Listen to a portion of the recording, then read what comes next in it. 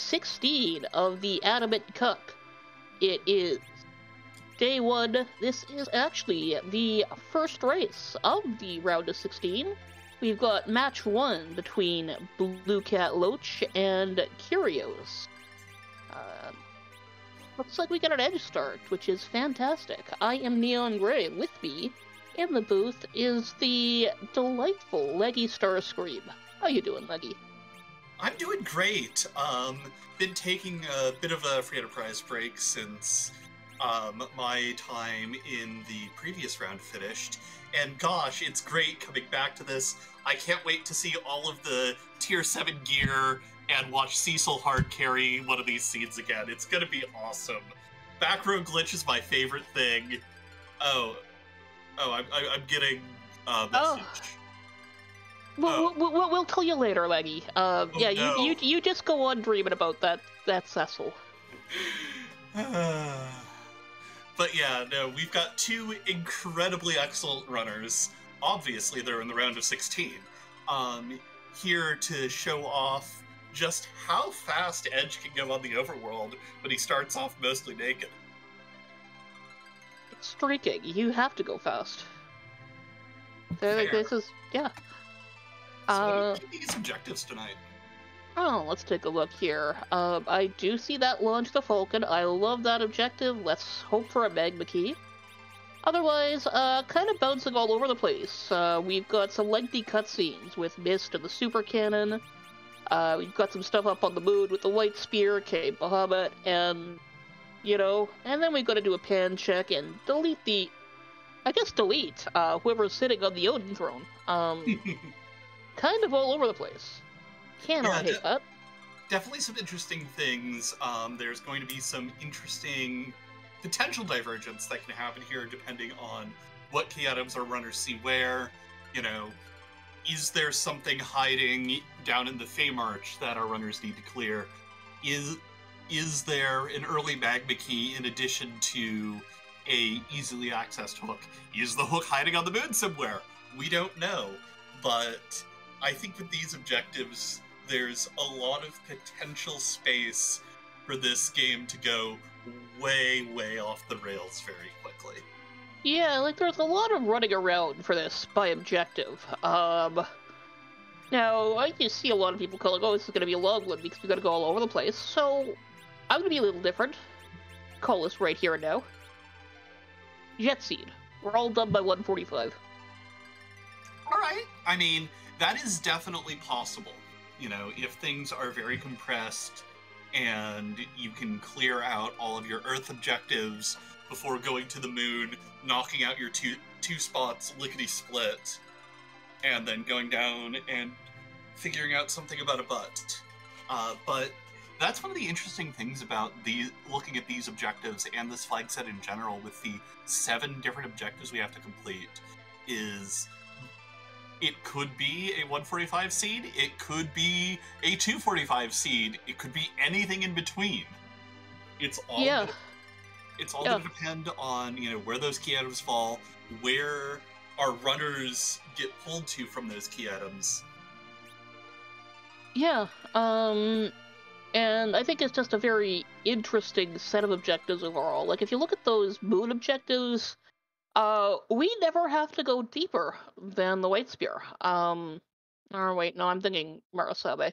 Never mind, that takes us down to the middle. Oh, a ninja shirt right off the hop. That is actually, I really like that. Also just getting some very basic gear right away. Nothing really to write home about. The 3 tents are useful. Oh hey, I just got hit with a gift sub, Bob. Thank you very much, Inven. Yay!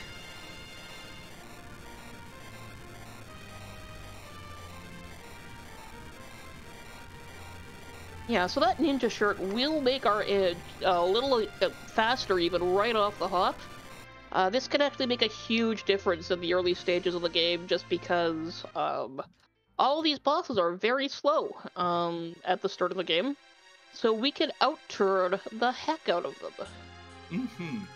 We're already seeing some interesting divergence from the runners with BlueCatLoach down here in the Mist Cave, looking for some quick loot from this out-of-the-way spot, whereas as Kyrios is going straight for a darkness crystal. Let's go. Oh. Still a sorcerer robe and an elven bow on a mist. This is a little bit offbeat play, the mist check, but it is solid on T-Pro. It is elevated because nobody comes here. Why would you come here? But the reason why you'd come here is an elven bow and a sorcerer robe. Yeah, that's, the secret behind T-Pro is that treasure is weighted both by how hard it is to get to and how much you really want to be going there. Yeah. You've got some out-of-the-way places that have treasure chests that can be as good as underground items, but I don't know what I do with this darkness crystal. Do you go straight to the moon, or...? Yeah, first thing I'm going to do is I am going to check the character, I'm going to check the gated shop. Also, having a darkness crystal in hand, I am not going to equip that ninja shirt yet, because while I would very much like to be able to wear that on my edge, that is a lot of money, especially on the SL quarter. So if there's something valuable on that in that moon shop, like Bacchus wine, or sirens, or even like veils, or just there's any number of things where you're gonna want to drop a lot of cash in a gated shop ASAP. And yeah, that ninja shirt, great item, sells for a ton of money, even on this fled set. Mm-hmm. Yeah, and I think there's one more thing that I'm personally interested in doing if I go up to the moon this early. Ooh, Thunderclaw for sale here in Troya. Excellent find there. Thunder is, of course, a very helpful element to have in your pocket. Oh, and cannons! Ooh. I mean, you've got a couple of tents. Over on the other side of the screen, we do find the only old man will really be seeing the seed behind Baigen in, honestly, I'm ecstatic to see Baigen here. It means I don't have to deal with the jerk later. Yeah, means he's not in Cave Bahamut, means he's not on the White Spear altar. Or on the Odin throne. Yeah, and speaking of the Bahamut spot, if and when I go up to the moon this early, I am at least poking my head down, seeing what's at the Bahamut spot, especially now that in Kyrios' shoes, I've got Tella, so I can exit back out of it. Yeah, this early I don't mind peeping it. The chests in the cave are, they're not bad. They're, this early in the game, they're not, you might as well check them out. And having eyes on the boss in Cave Bahamut will let you know what you're prepping for up there. Yeah, there's a middle sword here on Mount Hobbs in one of the offset treasure boxes, which honestly is a great pickup right now for Edge, getting that second weapon and getting some of that damage online. Both of our runners currently converging on Antlion Cave. Yeah, it looks like they're just going to do some sweeps of the standard early stuff before checking out that Darkness Crystal. Also, never a bad idea. Another thing too, like, just going out of your way to get these chests, you want more cash before hitting up that gated shop. Yeah, it seems like BlueCatLoach is doing a little less overall looting than his opponent, which, on the there is a certain amount of tension in this game with how much do you loot, where do you loot, etc. And we'll see how this divergence in playstyle is going to work out for both of our runners tonight. Yeah, like, I'm totally okay normally with avoiding chests in Antlion because, it's an easy check, and it is a check that does not have great loot. As we saw, like, I think the best thing Kyrios got out of there was a Star Veil. Mm-hmm. Yeah. Let's see here. This element fight giving us a cat claw, which is interesting for Edge, is what I'll call it. Kyrios is keeping that, but BlueCat is not. Yeah. With this particular party, that early experience isn't nearly as important as if, say, we had, like, a Kane or a Rosa or one of the twins. Yeah, like, Rydia gets levels or she does, whichever.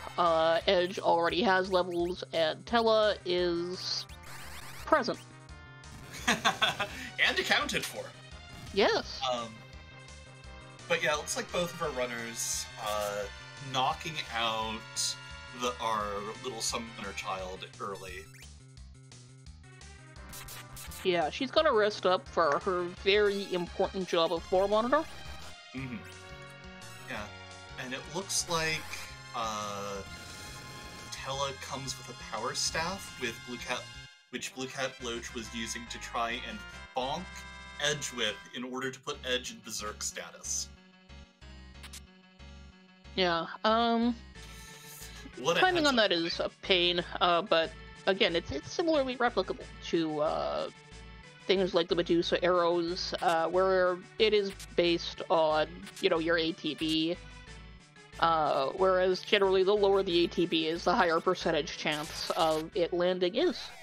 Mm-hmm.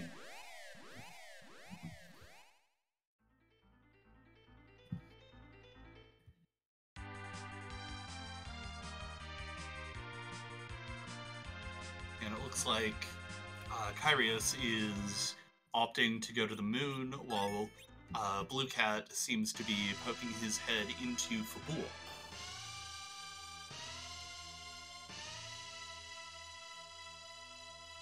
Yeah, interesting divergence here, but Kyrios, of course, has been basically doing everything he can to shore up his cash, and so has likely been planning to make this trip up here since he got that darkness crystal. Mm-hmm. And I know that some runners, because, you know, raising the whale takes time, and sitting through some of the animations takes time, and flying back down to the Earth takes time, are more interested in doing the moon in one fell swoop where possible.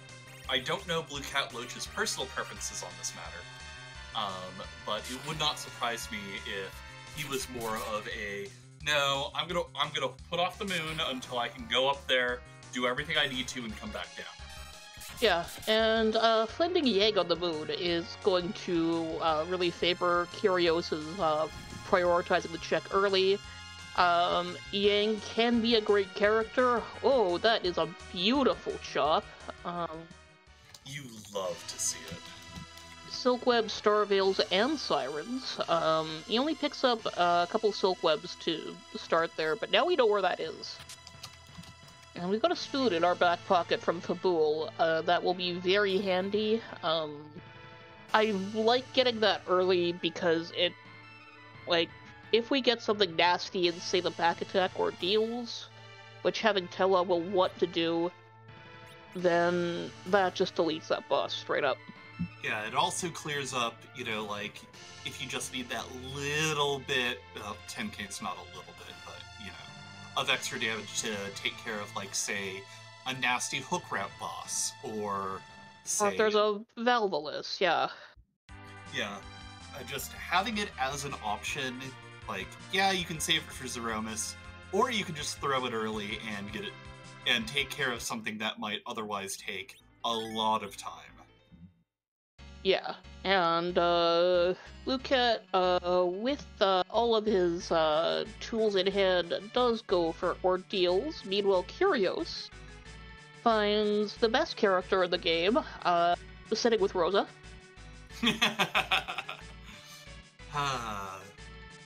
You know, I too try to make time for looter dignitaries. It's at, true. You know, the local pub. Yeah, I mean, who does not want to chill with the god of the summoned monsters?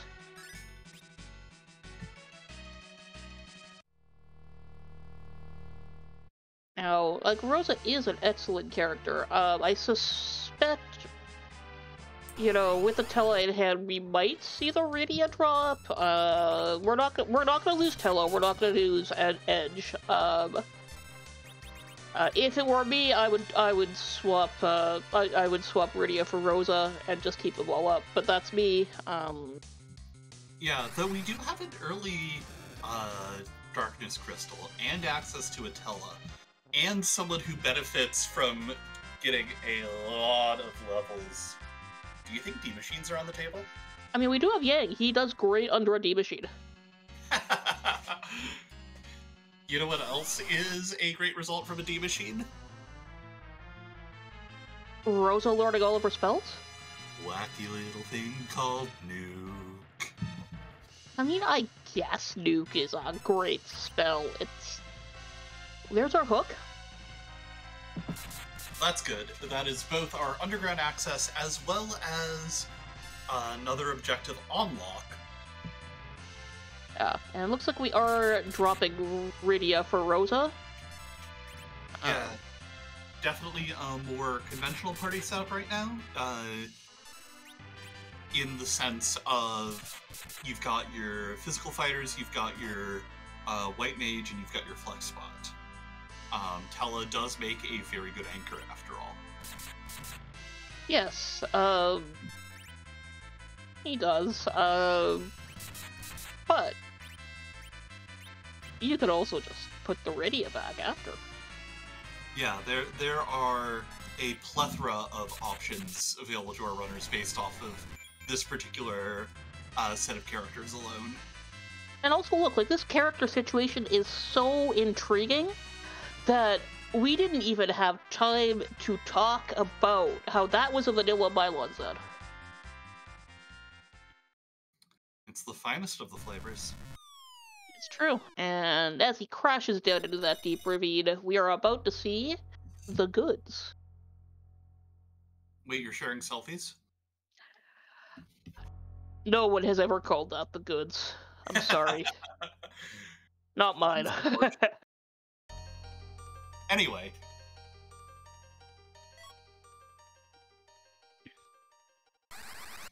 That is... Allison, did you shake up the ROM enough before you put it in the randomizer? Yeah, you gotta blow on the contacts. Yeah, and look, this antlion got confused. He just went to the first crystal in the room that he found. This is not the Masamune altar. This is the crystal room. Well, see, here's the thing. We might have gotten next leveled, because Masa altar is not required. It's true, but what if he was holding something important up there? What if there's something important on the Masamune altar, and now that antlion is not there to take care of it? Look, we'll get up to the moon, we'll start clearing it once we've done everything else, and don't worry about the fact that the Masamune altar has a pigtail on it. It's fine. We don't need a... We do not need a pigtail. I mean, all of these characters have their hair in ponytails already. Mm-hmm. I'm not sure about Tella. Yeah, that's true. He's kind of got the wild and free updo going on. That's true. He might need the pigtail.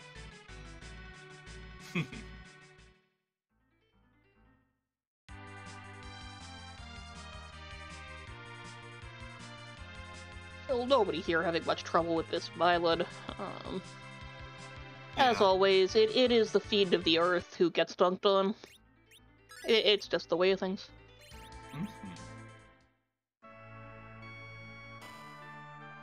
That would cast Ice 2 on you.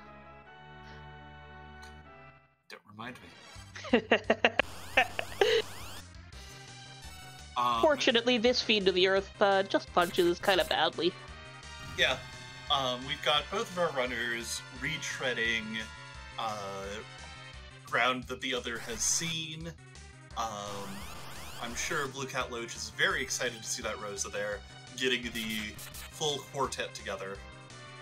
Unfortunately, with party size maxing out at 4, we don't have slingshotting enabled. Yeah, that is the other thing that makes this an actual decision in terms of party comp.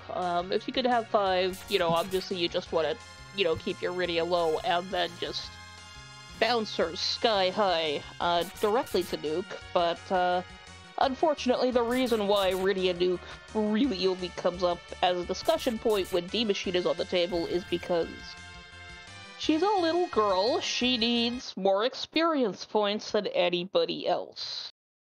Yeah.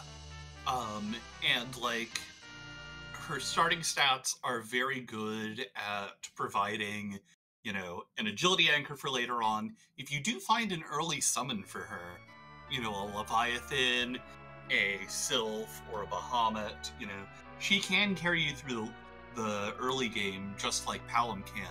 But unfortunately, as a seed goes on, the overall utility of Black Mages really drops off until they hit nuke again. Yeah. And the fact that her Quake is so late is, like, from an objective design balance kind of thing, Palom's nuke is just, or Palom's Quake is just way too early. It's, it's just put down there because they assumed nobody would get that, or they wanted a little treat for people who grinded quote-unquote too much.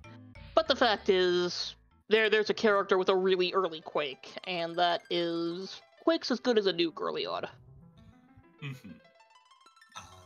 Kyrios, getting a full stack of life potions, those are incredibly important both for... Oh, D-Machines? Well, both picking up deceased party members, but also picking up deceased enemies and watching them immediately fall to pieces, because life potions raise you to an HP that is a multiple of your vitality stat, and every single monster in this game has 0 vitality. So you use a life potion on it, they die again, and you get experience points for it. It's pretty great. Oh, it's the circle of life potions. And it moves us all! But yeah, both of our runners, looking over ground that the other has trod. BlueCatLoach doing some shopping here in Dissidia while Kyrios is defending Fabul.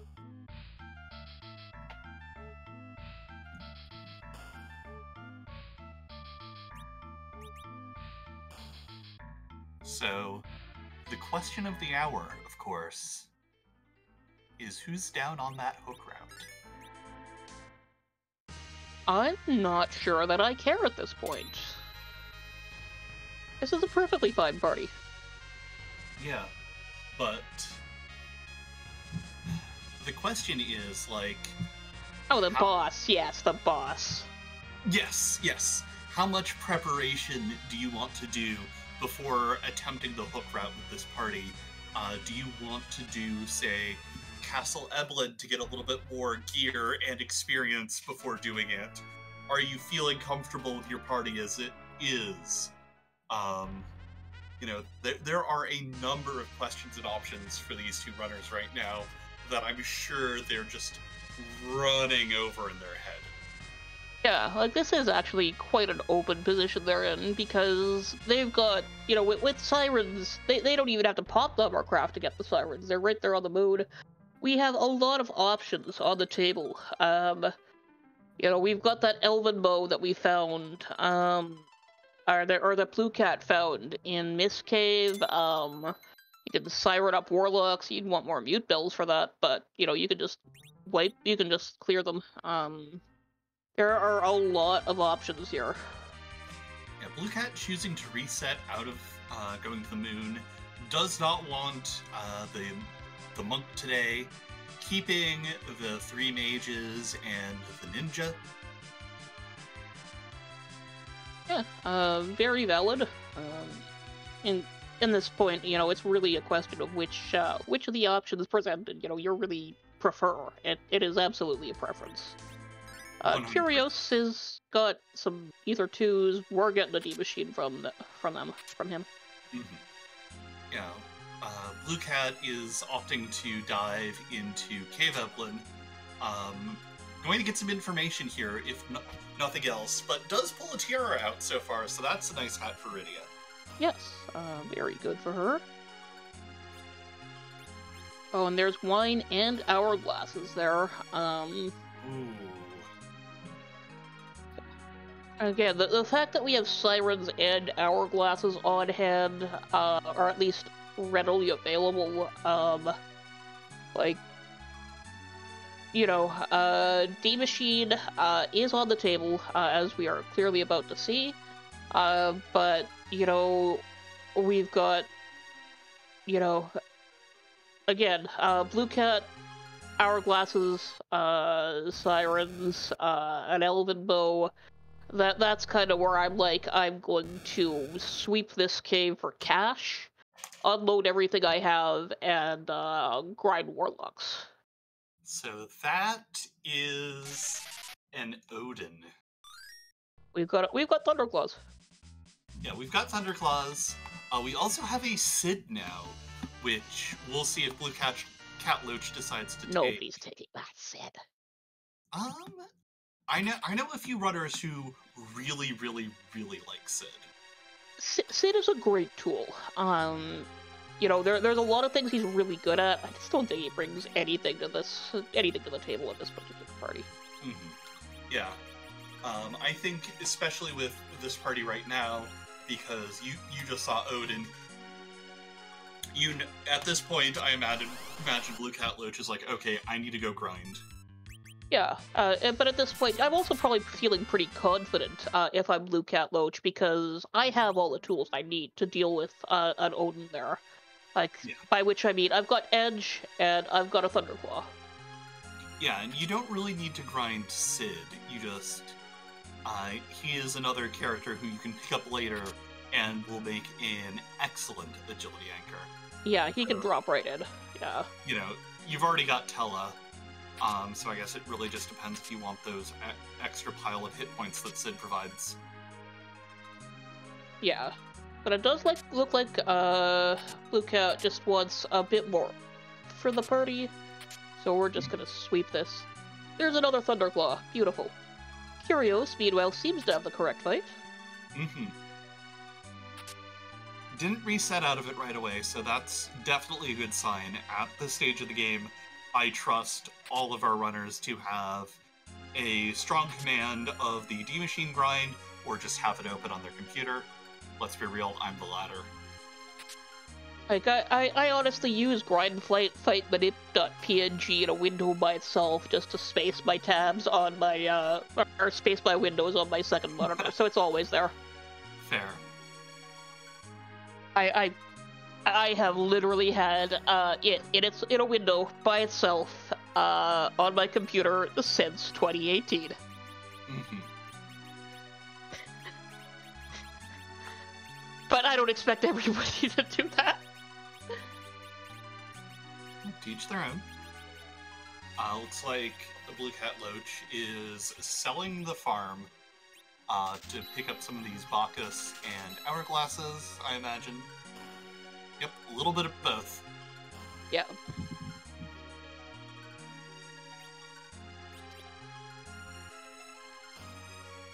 But we are heading back to this shop. What are we getting here? I think that's silent stuff too. Opting to just go down into the cave. Interesting. Yeah, I mean, if he feels like he's got the levels to take this, there's no reason to go back, and I don't see why you wouldn't be able to take this right now. Yeah. And of course, on the other side of the screen, we have Kyrios doing the D-Machine grind. For those of you who haven't seen a D-Machine grind before, what's going on here is that Searcher in the back summons a D-Machine every time you punch it. So you want to hit it for very little damage to get the D-Machine to spawn. Then you use Tella to cast Weak on the D-Machine. D-Machines are affected by the spell, and it reduces the target's hit points down to a single digit. Tella is in the middle slot to improve the accuracy of Weak to make sure it lands. Once you have the D-Machine's health down, you hit it once with one of your melees, you throw a life potion to basically get double XP on it, lather, rinse, repeat. If you do it right, you'll only be seeing the fire attack, which does % health damage. And of course, you know, if you time it right, you could get more than one life potion out there. If you have the timing right, you can do that fairly reliably. Yeah. But in general, as long as you're getting one life potion off, you're sitting pretty. So, can I offer you an egg in this trying time? Oh, this is actually great because this turns a spot that does not give you XP into a spot that gives you XP. Yeah.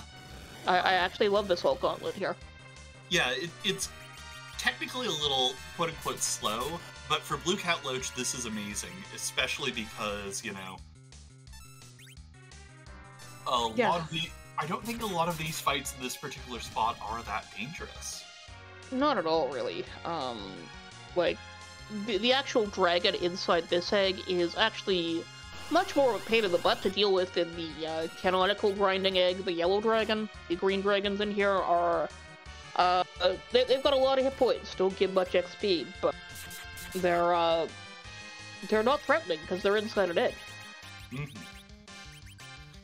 Yeah, and here come the hourglasses that BlueCatLoach bought earlier. You know, they're always great to have, and here especially so.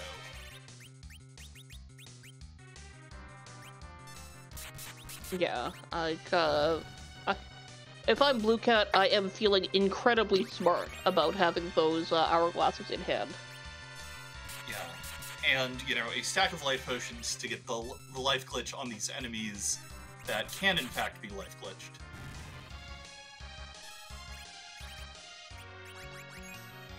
Yeah, like, it is...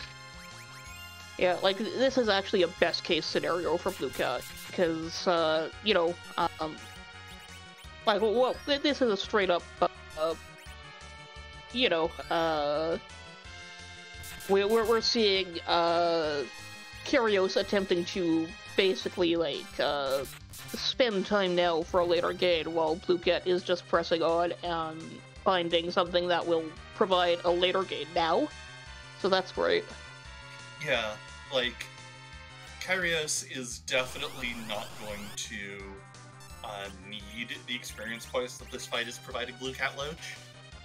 So, you know, BlueCat is basically double dipping both progression and experience grind, which is something you always love to see when you can, you know, get things you want and double up on them. Yeah, and like, by and large, these are not encounters you would choose to take if you were farming XP, but it's still XP, and it's not nothing. It's not a null amount, so. Mm-hmm.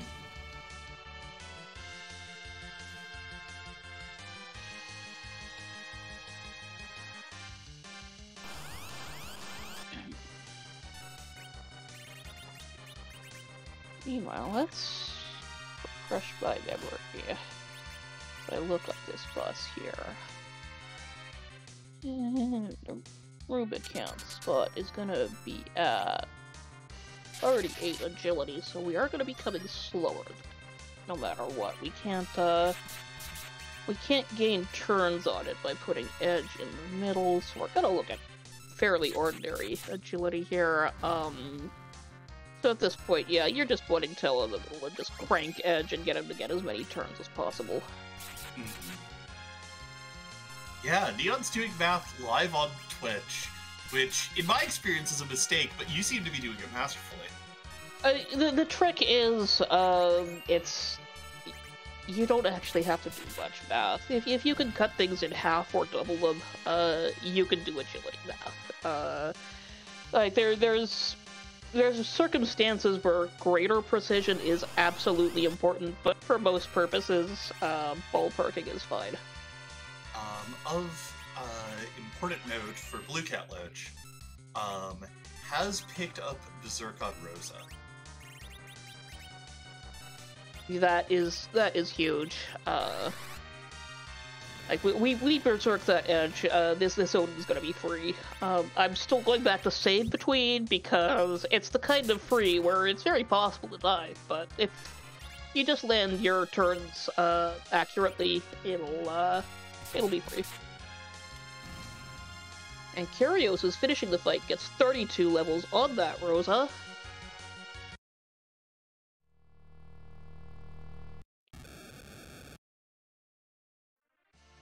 There's Wall, there's Cure 4, there's Life 2, there's White. Oh, yeah. That's all the good stuff. Yeah, Kyrios is going to be approaching the rest of the seed at endgame levels. Yes. Sadly, we don't need to complete this giant, so you're gonna have to leave. BlueCatLoach is not a coward today. I'm not sure I agree with this play, but I respect it. I respect the living heck out of it. Yeah, okay, we're going slow. We've got 1600 before that. Okay, 2k. Woo Bear in chat was correct. These numbers are a little lower than I care for. Yeah.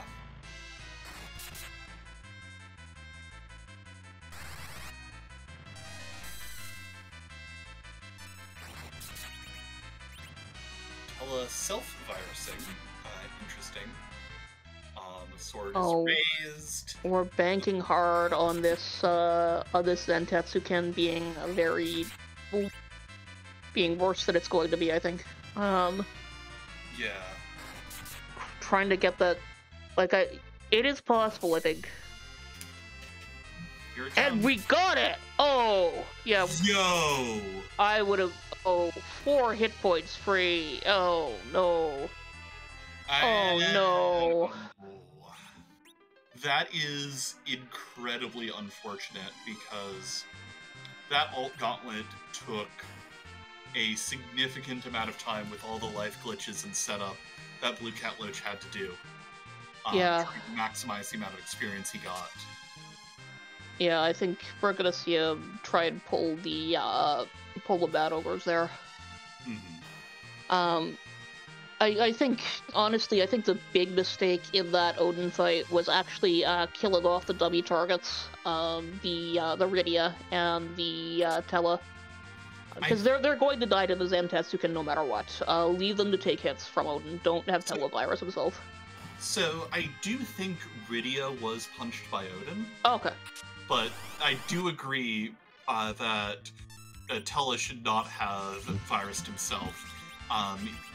I personally think that the right play there might have been to try and hit a lit 3 on Odin before the Zentetsuken went off. Yeah, I think what you want there is wine on have Edge start with a wide, then have Tella Q the lit 3, then have Rosa start blinking, and while Rydia is still up, have her do the Cure 2s. In the meantime, Kyrios is going straight for the Mursame altar, finding everyone's favorite tornado. I see. But that's what you get these levels for. Yeah. Doing about 15-ish plus or minus from the Yang. We'll see how much Edge does once Berserked up. Yeah, that will do to chip through a tornado.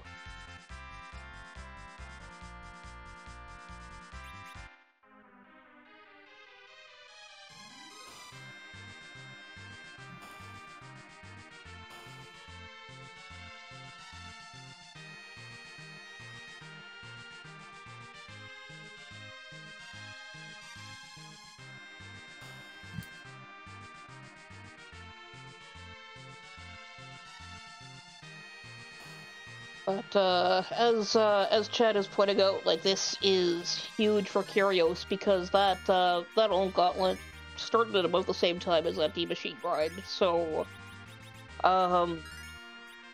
it's potentially a lot of time gained, because Blue Cat had to reset. Yeah. And, you know, even with this Valvalis fight, definitely looking a little sketchy, not gonna lie. Kyrios is definitely in a bit of a rough position right now. Still probably okay, we've got Blinks out. We've got a heal coming up to cure the partial petrification, but, you know, you never want to see 4 hit points between your entire team. Yeah, this is where you're going. Oh, I've got this under control. I have this under control. And you do. But it's scary. Yeah. And it's like, I have this under control, I have this under control, and then the timing just goes slightly off, and everything falls apart if you're me. Of course. If you're not me and one of the, you know, runners who made it all the way to the round of 16 in this tournament, you've probably actually got it. Yeah.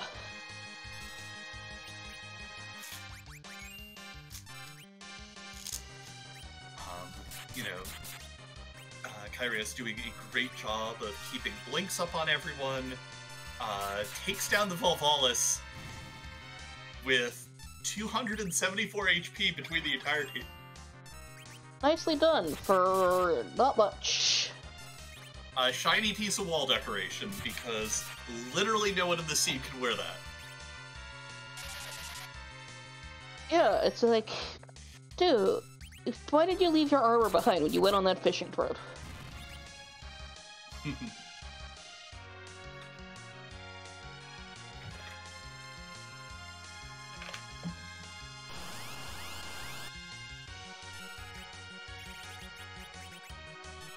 Meanwhile, those party balloons are getting frozen in the air.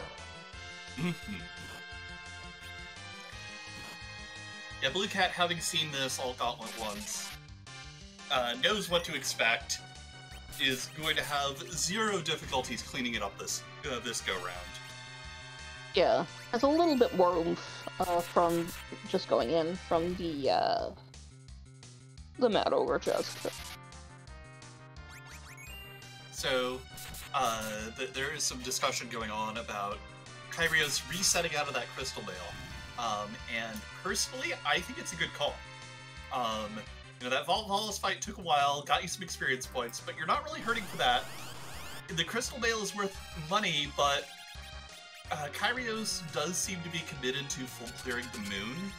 So, experience points and money are not going to be in short supply as he moves forward. No sense in, you know, taking a Crystal Bale that you have to sell later, and some experience points that don't even really matter for your team at this point. Like, yeah, it's more punchy for Edge and Yang, but Rose has already got all her spells. Yeah, and like, we're ground, but we're also not so ground that's gonna... that the Mura Altar is going to do it. Like, I wouldn't necessarily reset it these guys, because, you know, this is free real estate, but... We've got Mute Coils, we've got enough people who can cast Blink. Like, we've also got a Mute Dagger. Tellus gonna go for a stone?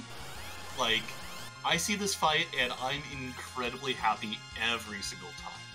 Oh, yeah. So, they are fairly punchy, not gonna lie. Yeah. Could have sworn I saw an hourglass getting used, but it might have been... I might have just been confusing which side of the screen I was looking at. Or you might have, Kyrios threw a Mute Bell. Oh, right, the Mute Bell. The poor man's hourglass on the guards. Indeed.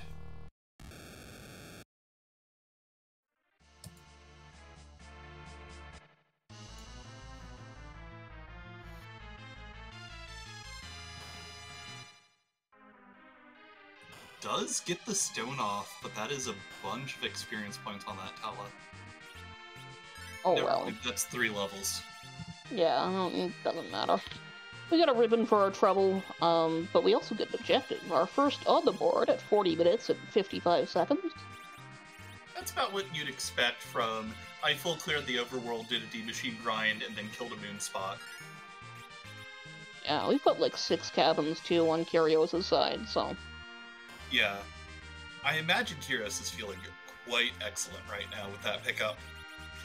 You know, ribbons never go amiss.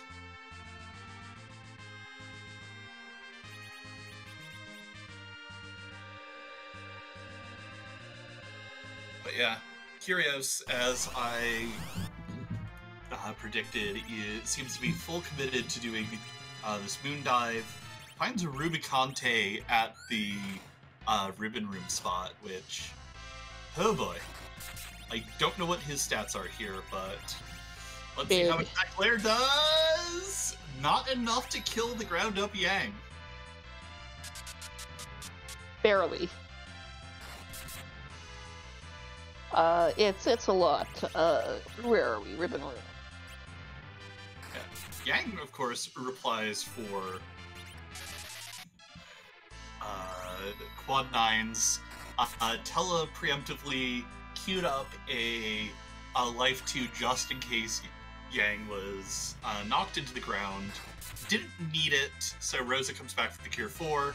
We're gonna get a Berserk on the Yang, who's got the second Quad 9 hit. Glare is out on Rosa, taking her out of the one-shot.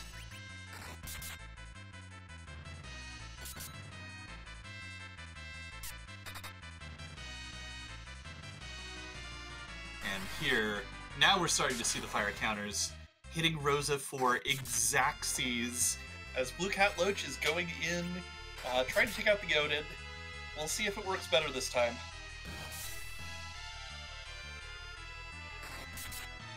Sansetsuken does not kill. And we've got some blinks up on BlueCatLoach's side, so okay, we'll be able fingers crossed, and we're through! Yo! That is such a good pickup for BlueCat. That is the good stuff right there.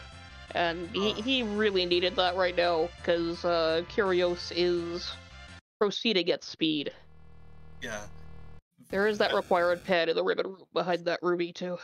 Yeah, that's actually a really good pickup for Kyrios, who does have the hook, is going to be going down soon enough once this moon is cleared out. The Alt Gauntlet is still going to take some time. Just because even with, you know, the uber-charged team that Kyrios has, you know, it's still 5 fights. Yeah, but that's gonna be the vanilla Lego Okanagan. That is actually a lot better than many alternatives. Indeed. Like, you swap this Oko and that Ruby, everybody's in for a worse time. Every single time. That sound... I'm not gonna think about that anymore. I'm not gonna think about it. You mean, Kyrios should have no problems with this, Ogopogo.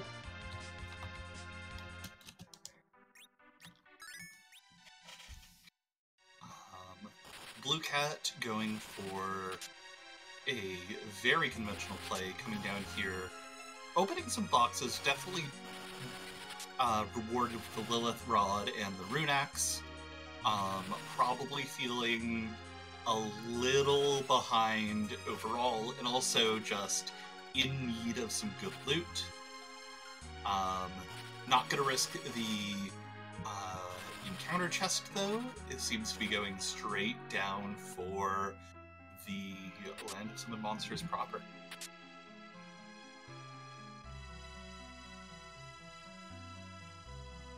Yes, oh, there's a free Ogre Axe and a free cabin. The Land of Summoned Monsters just has a pack of Artemis arrows. I like Artemis arrows. But they do have coffins for sale. Like, Coffin. don't get me wrong, I love Artemis arrows too. They're probably not what you're looking for right now, though. Yeah, the cool thing about Arty arrows is they are a tier 7 item that you can steal. You can steal in unlimited quantity. Just need a darkness crystal. That's a Golbez on the spot that is worse for Golbez to be on. Ha ha ha!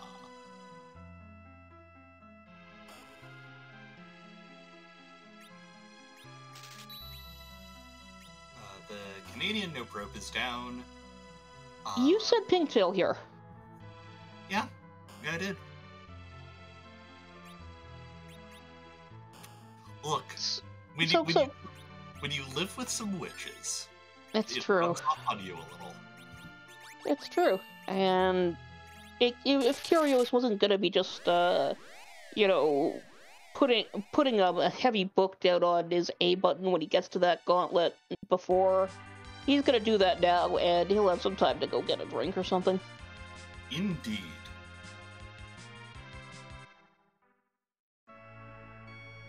I love seeing Moon Before Underground pay off. You know.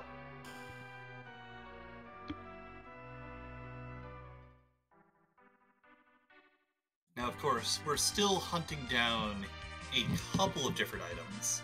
You know, no sign of the package yet, no sign of the Baron key yet, no sign of the Tower key yet.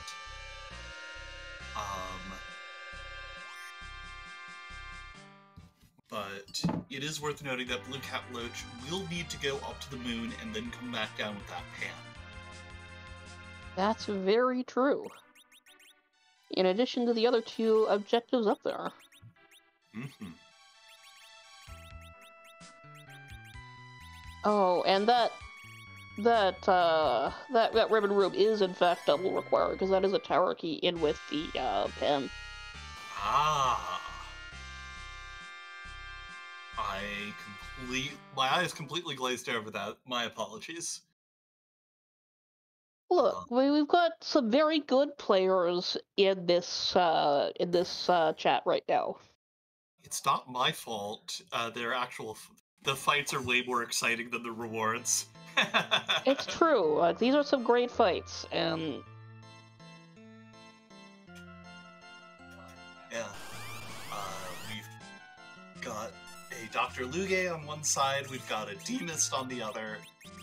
We've got runners with 2 teams that look very similar, but honestly, I feel like these 2 teams execute incredibly differently.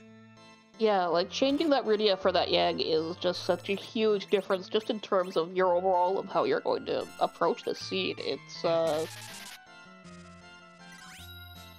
okay, it is fascinating how just that one change to your party comp Changes the whole nature of how that party feels. Yeah. And of course, being here in Dwarf is actually going to be a really good pickup for BlueCat, because Rydia is going to pick up some of her summons. Now, depending on which summons we get, this could just be a blank. Yeah. It is randomized now. Yeah. Of course, if you're BlueCat, and you've got, at the very least, a much clearer picture of what resources are acquirable in this seed than Kyrios did, who's just been plowing forward straight through everything. With your greater knowledge of the fact that you have grinds besides D Machine available that BlueCat has, are there any characters? Because we were about to get a check. Did you consider any particular swaps here? So we're not fully round. Yeah. So for me personally, I tend to lean more towards Berserk parties overall. I think the best rip here, if I'm in BlueCatLoach's shoes, is King. Now, what BlueCat is comfortable with and what BlueCat wants to see most is, going to vary wildly from that.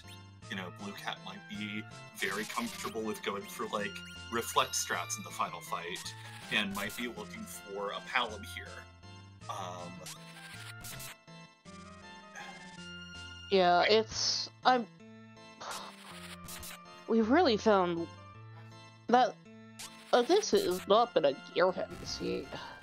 It has not been a gear-heavy seed. I'm not sure we'd have the gear for a cane if there was one here. Yeah. Ogre Axe, I guess, from that Fame Arch. Though I think the only duplicate character compared to what we've seen in either player's party, if I'm Blue Cat, the only dupe in my current party I take right now is Edge. Yeah. That is a Forum. That's a very easy choice. Yep. I did not get a good look at what summons Rydia picked up. I saw Odin in there, but nothing else what I read. Yeah, I'm still not used to needing to look for that, so I just kind of glaze by it every single time. Mm-hmm.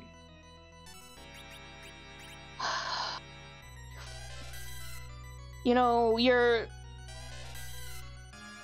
so he goes and adds all these features and makes this game newfangled, and I'm old, and you need to tell her to stop being so good. That's impossible. I couldn't make Ver less good even if I wanted to. Having to learn new things. Yes, get off your lawn. Look, I see a cloud out there. Nobody is even yelling at this cloud. I have to yell at this cloud. Over on the other side, we are basically getting down to a karate duel, and also there's a ninja here. Sadly, the lack of Cecil means we don't get the short circuit button for the karate fight, where you can just bonk everyone's favorite punch mage over the head and have him remember that, oh right, no, I'm on your team. And Dwarf gives us meh. Yeah. Honestly, not even the most exciting piece of crystal gear. Yeah. I mean, like if it were a crystal helmet, at least it would have been useful before it became useless. Right. Strength rings, we really want that for Edge. Indeed. Uh-oh. Yeah. Unfortunately, the streams seem to be frozen. I'm sure our wonderful streamer, Alice, is on it and taking care of it. Do not panic. In the meantime, I'm just going to make up what's going on screen right now. Is that a Celis BlueCatLoach just found in the Crystal Tower? Wait. No, it's 4 Cecils that have just joined his party. And they all have crystal swords. Where'd they get the trench coat? I don't understand. Oh, and the crystal swords are turning into katanas, and oh my gosh, it's Sephiroth! Sephiroth is coming to destroy the moon! Yeah, that's probably for the best anyway. The moon's haunted. It's true. It's haunted with adamant armor. Well, yeah. What do you think the moon's made out of? How do you think they chisel adamant? You know, the moon is just made of pure adamant. Is adamant cheese? I mean, seems holy enough.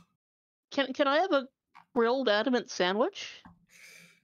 I wouldn't recommend it, but, you know, you could definitely try it. I mean, does it ooze is the question. Does adamant ooze when you melt it? I don't think it would provide fire resistance if it did. That's true. So yeah, not a good grilled cheese sandwich cheese, but I bet, you know, if you had it with some crackers, some olives, some of the good pickles, diamond pickaxe to actually, cut it, but... Uh, oh my gosh, it is... Oh, there's Sephiroth. He's going down, but... Oh, betrayed! Betrayed by... X-Death! I see. We're deep in the fanfiction territory. Yes. Oh, look, there's trees on the screen. That's how you know X-Death is there? Yeah, but Kyrios is back. Just turned in the pink tail. I have to imagine, unless there was a rat tail picked while Neon and I were keeping you all entertained. Are you not entertained, chat? And there's Blue Cat as well. Also going into Eblan, gonna pick up some delicious hourglasses. Om nom time. Though I'm more of a earthly girl myself. Yes. And to answer the question in chat, don't worry about X-Death. He's just turned himself into a splinter right now. I'm sure it'll be fine. Yeah, just give it a few years, some turtles will come out and deal with it. Yeah.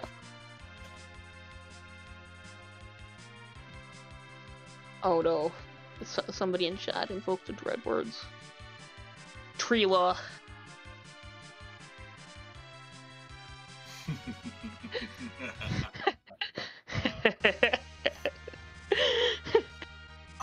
I think there was a pass in cave value. Yep. Which honestly is value if you're Kyrios. After going through, clearing out the mood, you never, ever want to go back there. So having that pass means you don't have to. Yeah. And, like, with just the state of things, this means you can just, climb into his steamroller and just proceed through the underground. Now, here's my question. Do you think his steamroller has one of those, just classic truck horns, the ones? Because in my head it does. I think it plays La Cucaracha and has some fuzzy dice on the, hanging from the rearview mirror. Alright.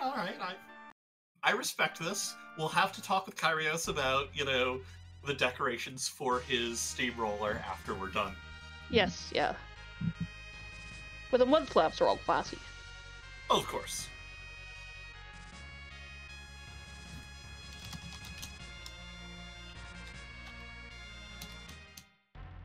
Only slightly objectifying, just enough to be tasteful. Anyway, Blue Cat is now checking out this here cave of values, doing some loot. And we're gonna find out who the boss is shortly. I think we saw. The boss here was Yang, wasn't it? Was this Yang? I guess that would make sense. Yes, his kick was so powerful it killed the streams. Got it. Oh my god, a ninja sword. That's the best weapon we've seen for Edge all seed. Right? I mean, let's face it, the Karate Man's kick is powerful enough to go all the way around the world in the right spot. So it makes sense that it would break restreaming technology. It's true. But now Blue Cat, it's his turn to grind. Yeah, gonna throw some hourglasses on the King Ryus. Love to see it.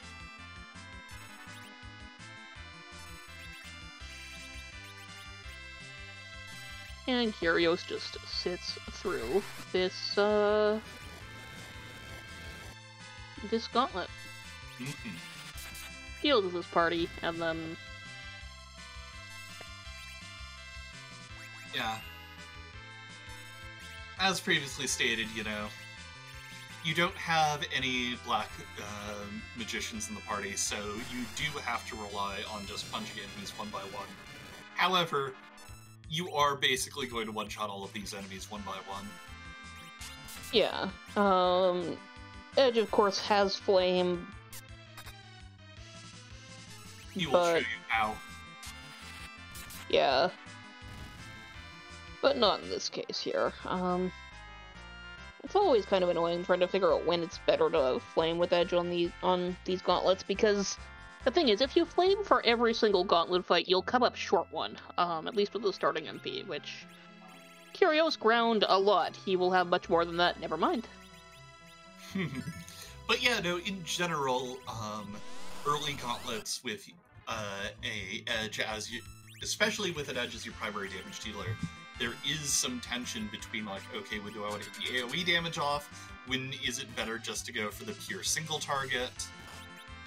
It is an interesting question that is not really in the cards right now for Kyrios, with the sheer amount of power overwhelming. Yeah.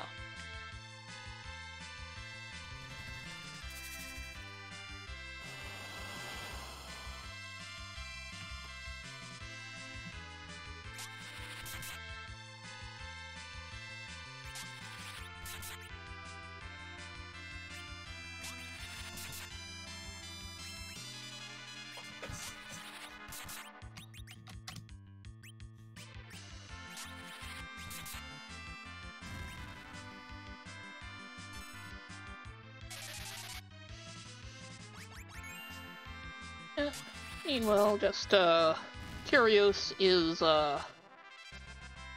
gonna take this Odin to school. Mm-hmm.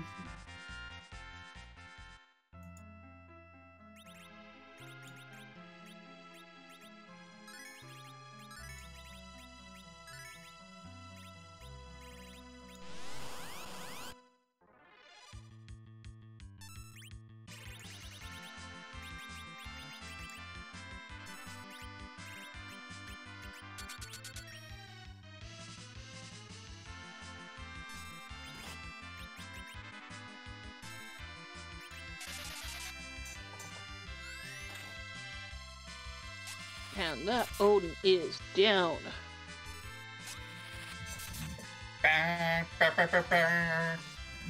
Sorry, that definitely felt like the moment that really needed the air horn. It's true.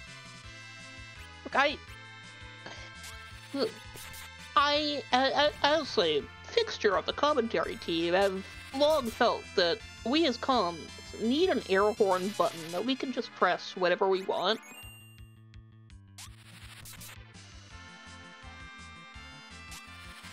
You know, I think, yeah. Well, we could probably set that up locally.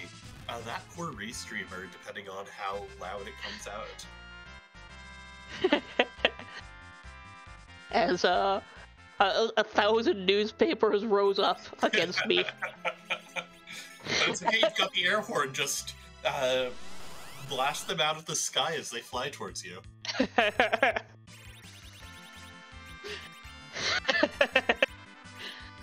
I think that'll keep everyone awake. Thank you, Xenocat.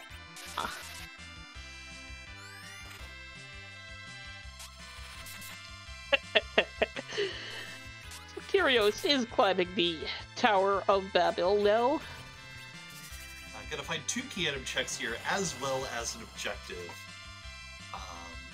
BlueCatLoach is deep in the middle of this Gold Dragon grind, down in the depths of Cave Bahamut.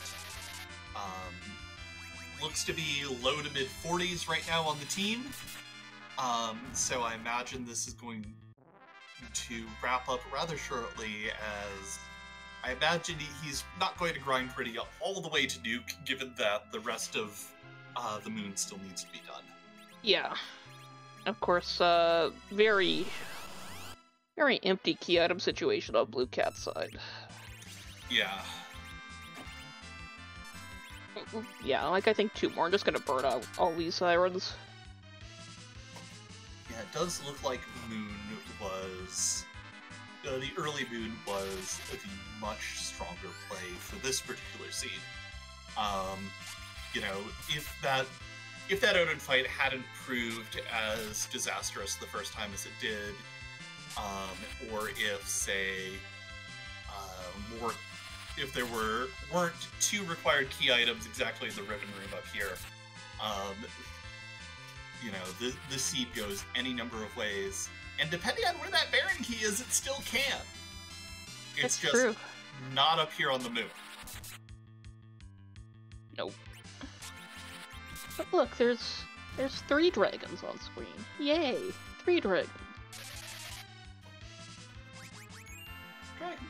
Dragons are pretty great. Yay!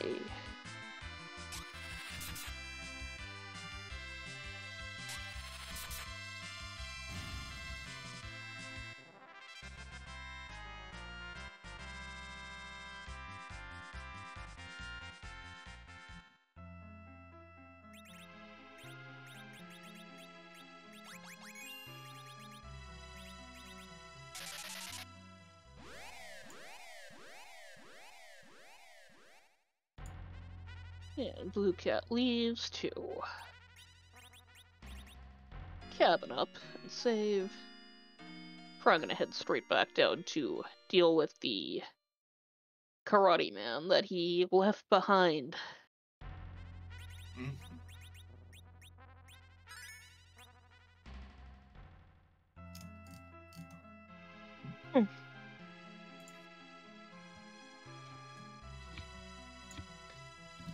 So, if I am a Baron Key, where would I hide? I think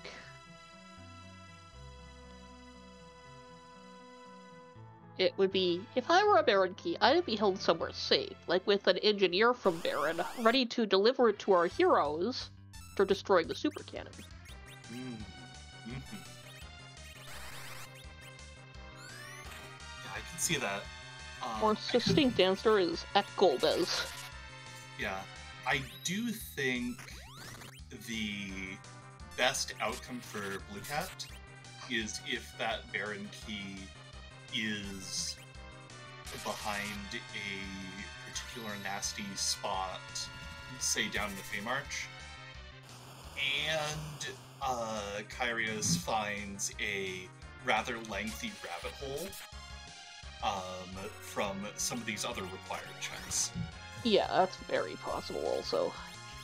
Yeah. Really, we don't actually know. We're an hour in, but honestly, Kyrios is the first one really rapidly proceeding through key item checks right now. Mm-hmm. Also, we do have Luca Key from Tower Top. We just completely missed it. Yeah, We are so professional com. So, like, if it's Luca Key into Earth Crystal, into Twin Harp, into Adamant Rock or Sand Ruby or something like that, that might be a... and Blue Cat doesn't fall down the same rabbit hole, that might be enough to start equalizing the gap between the runners right now. Yeah, I do like junk chains. Mm-hmm.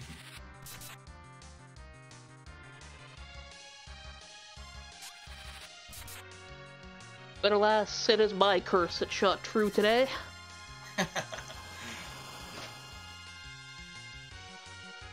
And you got the last curse, so... Yeah. Of course, you know, we are also still looking for a package. We still have to, you know, make sure that the roof is on fire. Yeah, and I mean, really, we don't really need any water. We can let that majestic friend burn.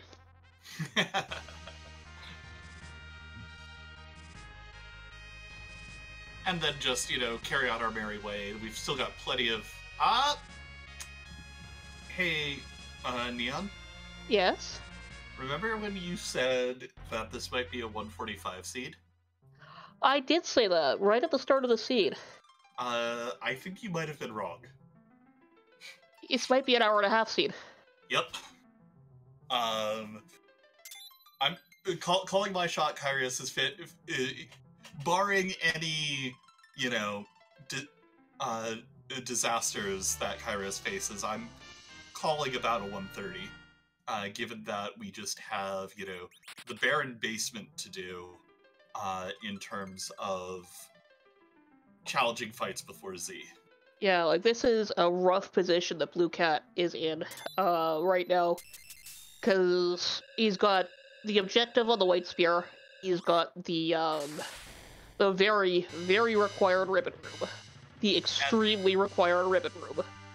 And then if you're Blue Cat, you know, even if you gamble it off, you still then have to go clear the tower. Yeah, and plus you've got the other bosses that, like, you've got a vanilla Ogopogo that's very distracting, and frankly, you want that because that does, especially in Blue Cat's position where he's objectively less ground up, you want that Adamant armor. Yeah, and getting that Rydia up to nuke is so important right now. He is definitely in a position where he needs all of the experience he can get, and unfortunately, that Masamune altar and that Crystal Sword altar are not going to pay out, but I don't think Blue Cat can afford to gamble them off. Yeah, it just... Yeah. Everything in the seed has been coming up Kyrios, is what it is. Yeah. And, like, forget the unfortunate wipe to Odin earlier. Blue Cat put off going to the moon in the hopes that Underground had the value of the seed, which, as we now know after watching this out, was unfortunately for Blue Cat's place not the case. Yeah, like, I mean, let's imagine everything goes perfectly for Blue Cat as he proceeds right here, and we imaginarily dial back the clock from that Odin wipe. Even then, he's at most just finishing up with that Ogopogo right now. Yeah, and, you know, unfortunately, you know, things like going down into the Dwarf Castle cost him the time that Kyrios was able to bypass by making the early investment into levels through the D machine grind and then powering through the moon and leveraging that power to sweep everything else in the seed. Because, you know, when you're already clearing the hardest boss spots in the game outside of Zeromus, you know, the rest of the seed is your oyster. Yeah, and Fiery Wizard pointing out that Kyrios hasn't even so much as entered Feymarch, which, when's the last time you've seen that happen in a seed? Like, not even going in the front door. Yeah, I mean, he got incredibly lucky that by the time he was coming down to the Underground, he had his 2 objectives on hand, and those objectives gave him exactly the rest of Go mode. That is, you know, honestly, every single runner's dream. Yeah, like, this is pure luck, but the fact that has not lost time to this luck, and, like, has been able to capitalize on it successfully, was, like, you know, this is what wins you the ping pong league, which he did, I'm told. Yeah, and, like, you know, even with his plays, you know, lining up exactly with what the seed wants, do not discount how, you know, well Kyrios and BlueCatLoach have both played the seed. Like, you know, both of them took measured gambles that unfortunately paid off greater for one runner than the other. Yeah, like the grind early, grind often versus just gut it. As you know, it is the classic dichotomy, and usually it's a lot closer of a dichotomy.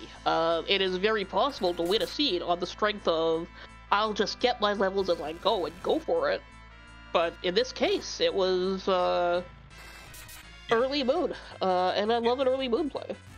Yeah, everything in this seed was concentrated in that early moon play.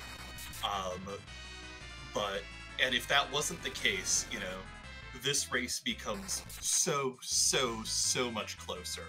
Like, yeah. Imagine if Blue Cat had pulled, you know, one of the one of the key items, the package, or had the Baron key and was able to go in, take out that Octo Mammoth, and just you know get some more experience, start snowballing a bit better, go up to the moon, clear through things quickly.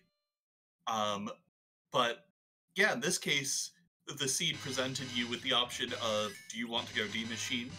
One runner said yes, one runner said no, and the runner who said yes got rewarded by the structure of the key item layouts. Yeah, and that's the thing too. Be the case. Yeah, and we can say rewarded by the way the key items were laid out, but Kyrios is the one who decided to go, okay, I've got all my levels, I'm just going to take care of the moon while I'm at it, while I'm here. It's just as common to go, okay, I've got these levels, I am ready to just go straight through that hook route. Mm-hmm. And, that is a really heads-up play. I do think that there's a certain amount of push towards that particular play because you do have the 2 moon objectives. Yeah. But even without that incentive, that is a very strong gamble to make. Because, okay, I have all these levels, I can do the moon, I might as well clear it out, get everything I can, and just snowball from there, because, once I'm done with the moon, everything else is going to be super straightforward. I mean, I have a helpful mnemonic rhyme for this. Mm-hmm. And that's, moon before underground, that plan's sound. Moon after hook, that's a bad look. But, in a seed that had the exact same key item layout, but say, you don't have these moon objectives, our runners will probably be pulled more towards doing that underground because the moon may or may not be required.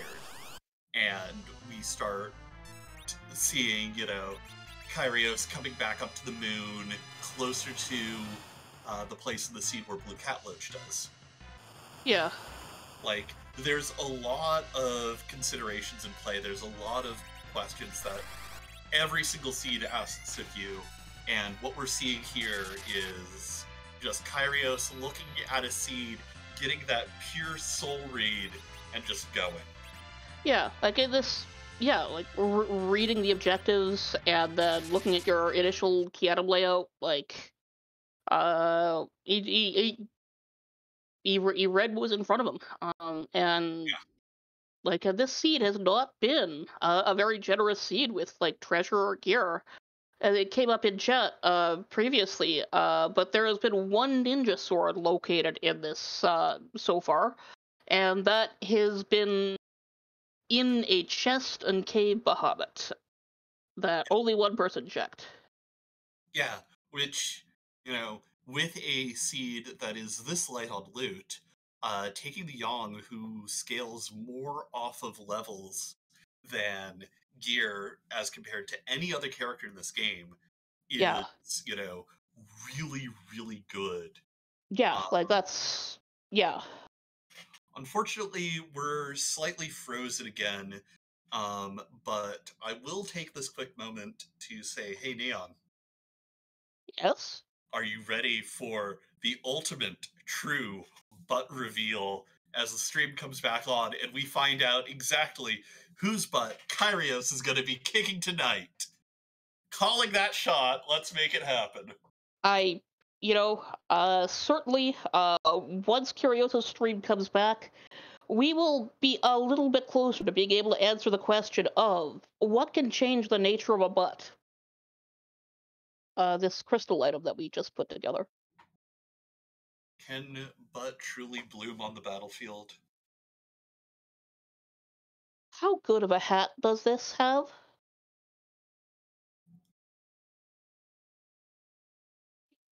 Oh, it's a very good hat. Aww.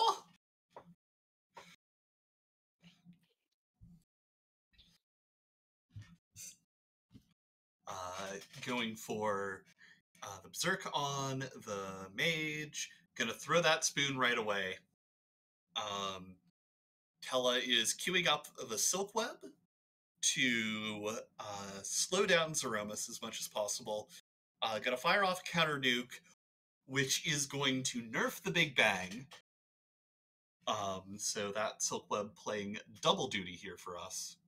Yes, and fortunately, I don't think we're going to see any disco shells coming out, or any extended flying platforming sections. Yeah, though I do think that Tella is currently first place, and Blue Shell.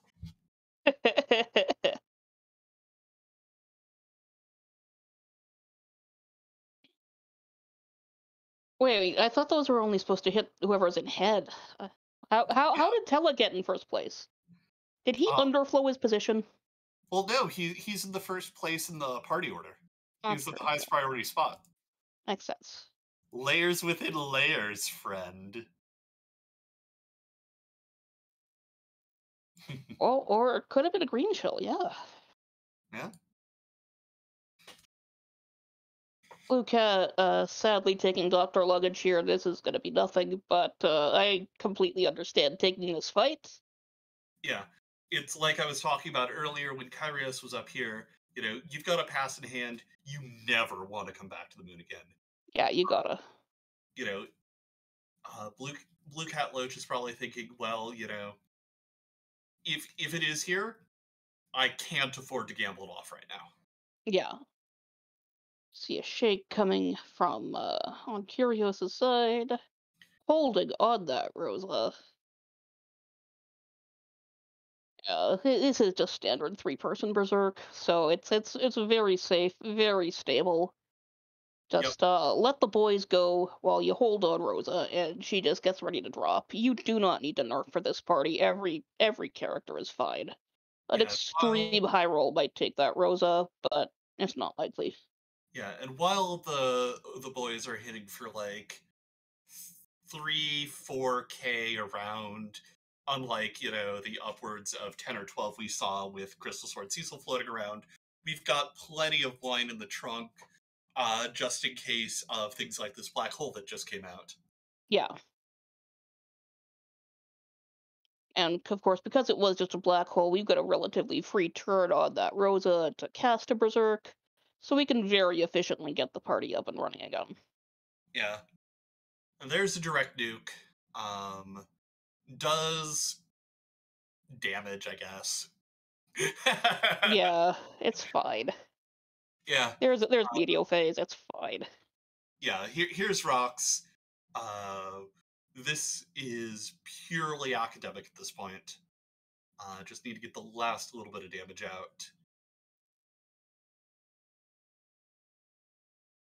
One more good hit should do it. Oh no, there we go. Yep. Kyrios is tonight's winner, taking the first game of this best of 3 with an official time of 1 hour, 23 minutes, and 56 seconds. Fantastic time on that. GG, Kyrios. Hopefully we're gonna hear from him shortly, because yowza. And I believe we are joined by Kyrios now. Hello. Thank you. How are you feeling now that you've taken the first game of this 3-game series? I mean, it always feels good to win, right? That was quite the seed. Indeed. Yeah, that, like, everything really came up Kyrios on this. What was kind of your decision flow following that D machine? Because it seems like everything just kind of fell into place there.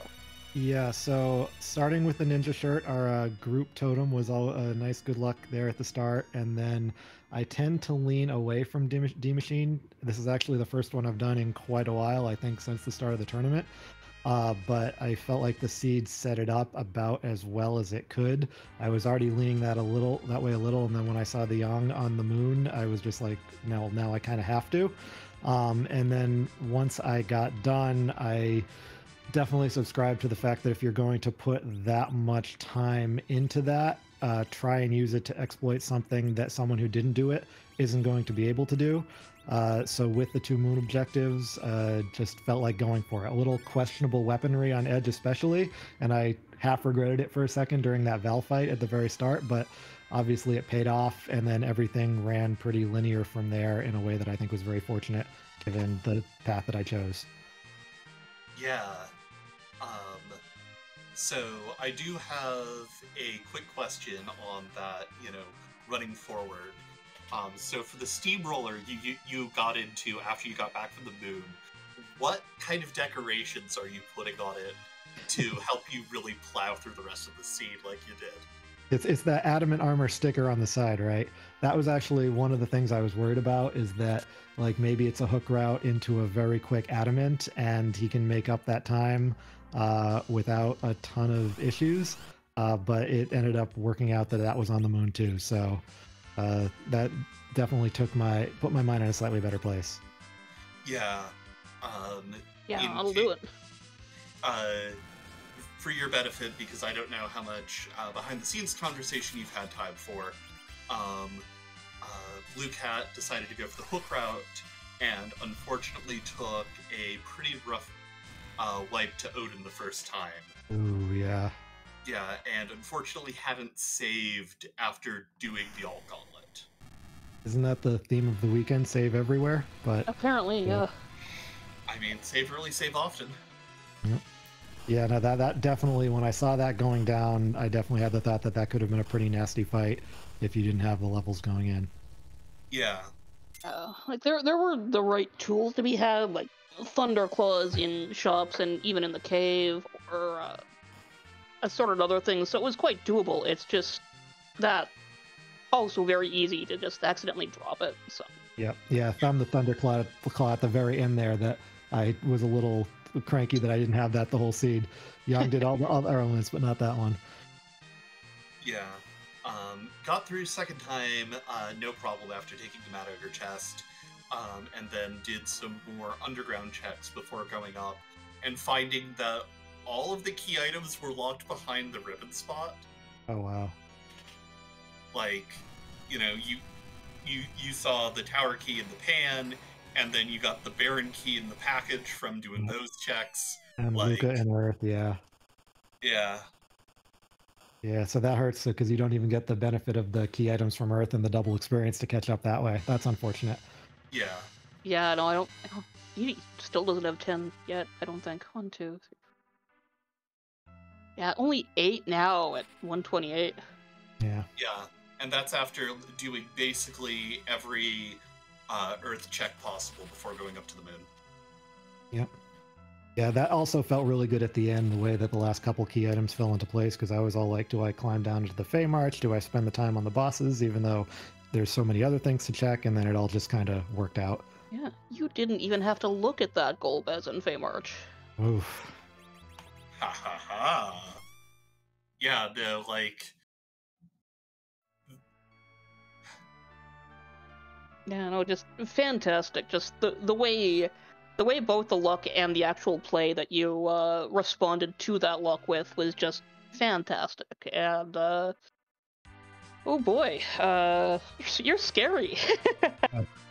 It's scary when it looks good, and it's not intimidating when it turns the wrong way and comes in at 2 hours, right?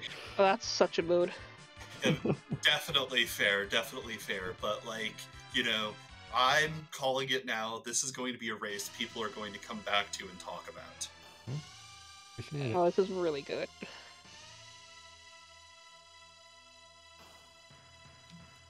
Oh, God, a great play on your part. Do you have any thoughts that we haven't covered on this seed?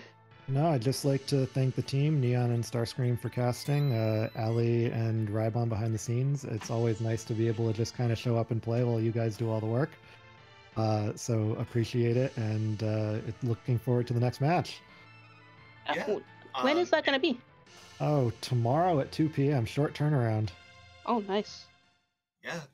Best of luck. Any last-minute thoughts? Any secret tricks you're gonna pull up your sleeve for the next one? Oh God, just see how it goes, right? You can only play what the seeds give you. That is fair. Very true. Thank you both. Have a great night. Yes, you too. GG. Thanks. Meanwhile, as Kyrios leaves us, Blue Cat is doing that cleanup now in that final cascade. Yeah, going to pick up the icon of the tournament, the Adamant armor. You'll love to see it. And that's going to be really useful in carrying him through everything else that's going to happen this seed.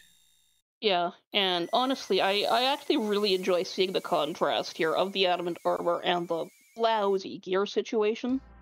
Mm-hmm. Just because it's fascinating to see where, you know, it helps a lot. It does not help all the way. Yeah, like, Adamant armor is incredibly good. Do not let anyone tell you otherwise. However, Yeah. it is not a substitute for the rest of your armor slots. Yeah, it certainly is not a substitute for your weapon slot. Correct.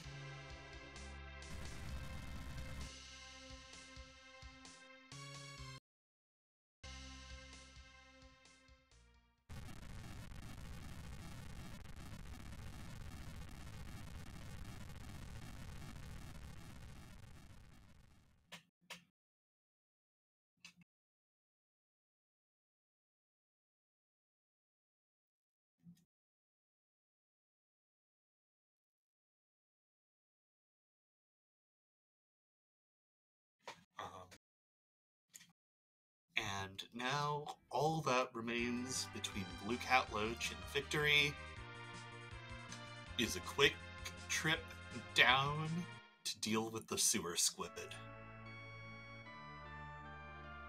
Yes, the octopus royalty. Down in the basement.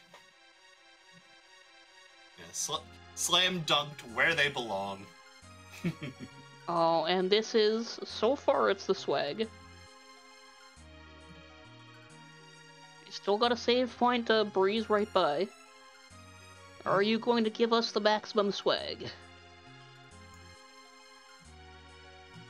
mean, you have to. I mean, at this point, like... No! I also deeply respect this play. You know, like, Yeah, like, it's like... if you're already feeling a little bit behind, if you're already just a little trepidatious about what the future holds, you know. Yeah, and also, you know, especially if you're kind of in a, an already lost situation like this, you know, I know in my case, a lot of my attitude is gonna be like, you know, I will finish it out, but wife, nah, I'm good. Let's just pack it up and go home. So yeah, no, save makes perfect sense, especially with a sparkle here. And of course, there is, of course, the Black Mage looming, ready to cast Newspaper Aga. But yeah, gonna clean up Plague very quickly. As one would expect from a party of this caliber at this point of the seed.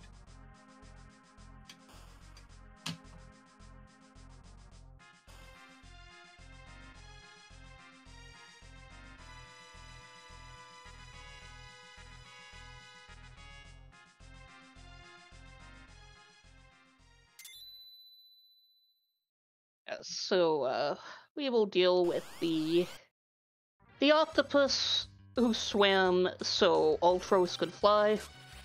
Mm. Like, we love our purple friend, but we have to give respect to the middle of the octopus royalty lineage. You've got Kraken, of course, the father of the line. More of a dork than ever anticipated, but still, the father of the octopus royalty line. Then, you have the Octomab. The Octomab of the octopus royalty line. And then there's Ultros. So it's an unbroken chain of octopus royalty. Yep.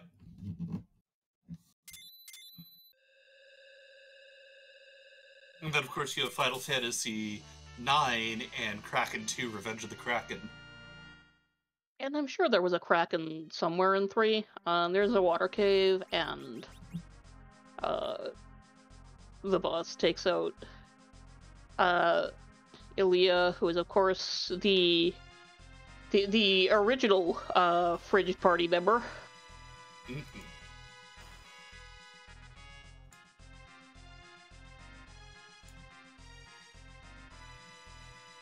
Except even she wasn't the original. You lose party members to being Fridge at an astonishing rate in 3.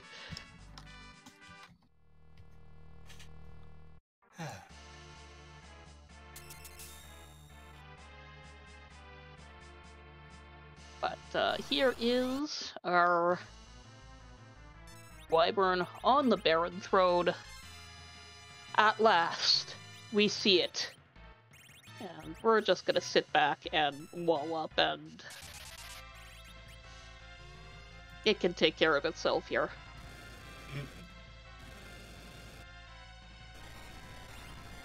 Don't solve a problem that's already been solved for you.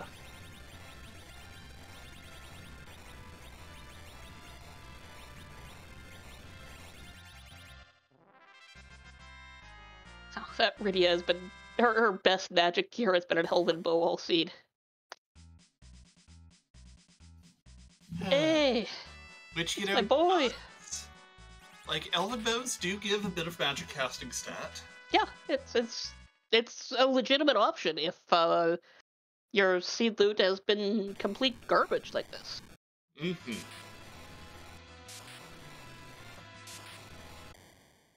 And now, is there a button that must be clicked? I mean, I do appreciate the petrified mist. That's a nice touch.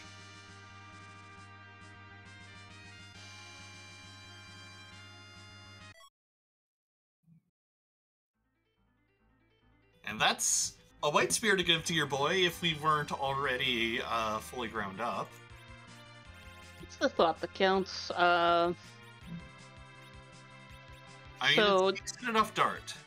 Does this mean that there is a chance that it is Earth Crystal into Twin Harp? The ugliest of routes? You know, I think it's more than a chance. I think it's...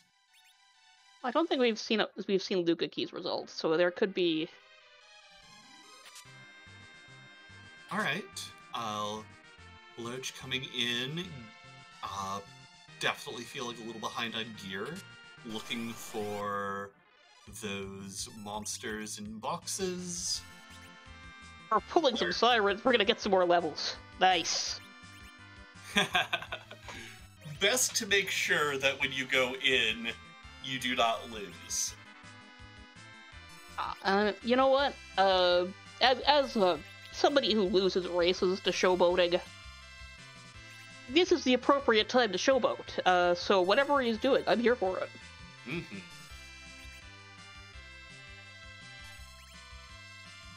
While he's stealing, I'm just gonna step away for 2 seconds to grab a fresh bottle of water. I'll be right back.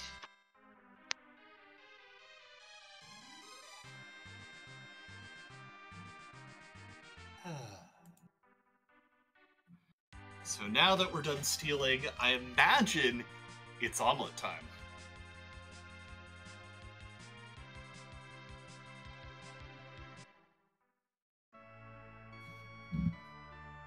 Gonna come down, pop in to the weapon shop. Nothing of note.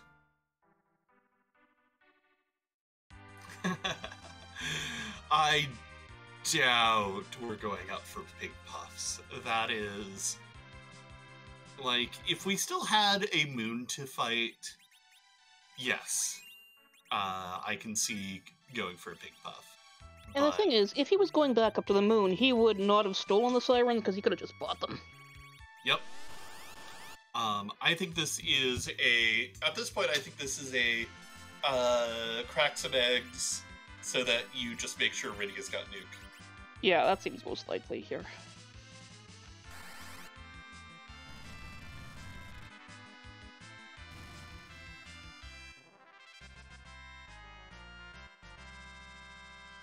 Yeah. Chad is pointing out from the rundown of things that you want to know who was playing the harp today? Who was playing the harp today? Well, everyone's favorite brother. That's right, Golbez was jamming out.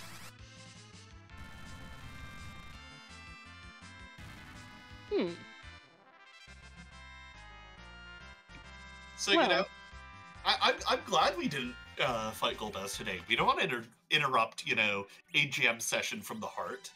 It's true. Wait, did that dragon drop another siren? Yeah, that's possible. Wait just a second here. I just got back from getting my water. And while I left, there's a cat in here. Kitty.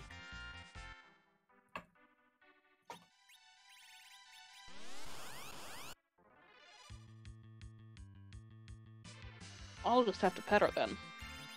Aw. This will give Blue Cat good luck.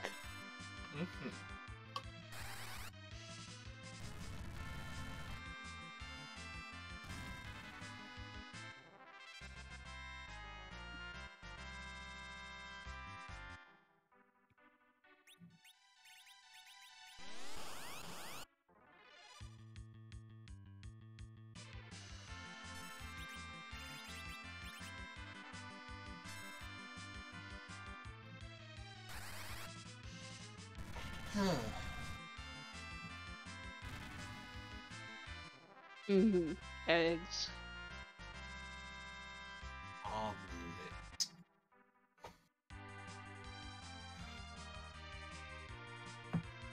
Now I'm hungry. Yeah, I had dinner just before I got here, so I'm actually quite good. Hey, it's my weekend, so I woke up. Fair. But now, it is time to once again ask everyone's favorite question. What are you gonna have for dinner, Dion? Or I guess I don't know. in your case? I don't know. I ate the last of my microwave pizzas, so I don't know. Maybe a soup or something. Mm-hmm. Apparently, it's gonna snow later, and who doesn't like eating soup when it's snowing? Fools and cowards. Yeah. Snow is soup weather. Yeah, but we know the answer to the nature of But the Seed. So I hope we're ready for, honestly, what's going to be a radically different fight. Yeah, like this is gonna be so compared to, different. Kyrios's, because Blue Cat can't just Zerk up Edge and go. There is going to need to be some magical augmentation happening here. Yeah. Yeah, this is gonna have to be what you call your hybrid strats. Mm-hmm. Yeah. Like, if you had a second Black Mage, to go with the Rydia and Rose's casting of white, I could see going full reflect strats, but with this team here, you're definitely going to be settling into hybrid. Yeah, I mean we've got a whole ninja sword. That edge is strong melee. Indeed. Stabby stabby.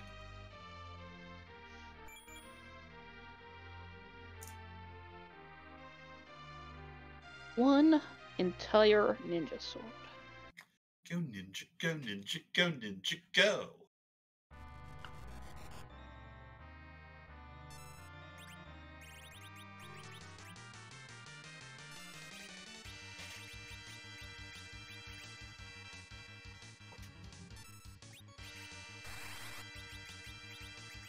And to first, I see what Chad is doing, and I know nobody would doubt this of our Scala Kitty as it is, but I have independently seen the fact that Sephiroth's shampoo smells like vanilla.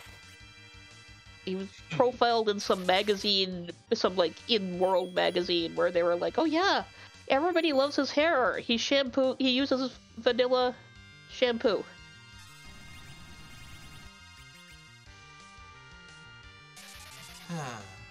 But yeah, what we're seeing here, the Cure 4 coming out to top off Rosa after the counter nuke. We've got our edge berserked. We've got nukes bouncing off the edge. And that's how we're going to get our damage.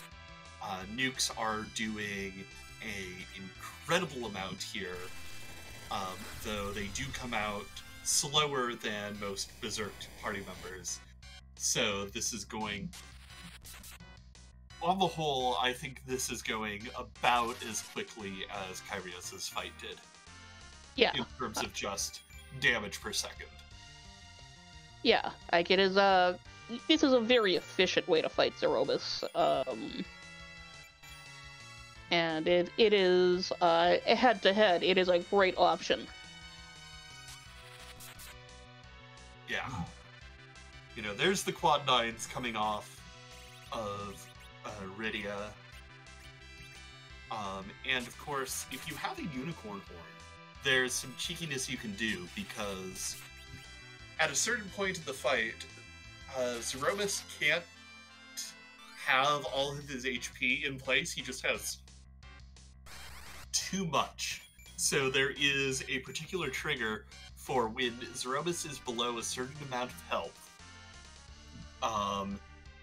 You refill all his HP.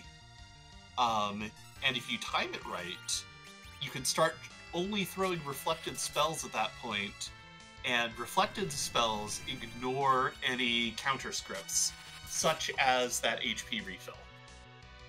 Yeah, it is absolutely fascinating. Like, I love the, both the tricks that the devs have made to kind of bypass, Super Nintendo, hardware limitations, like the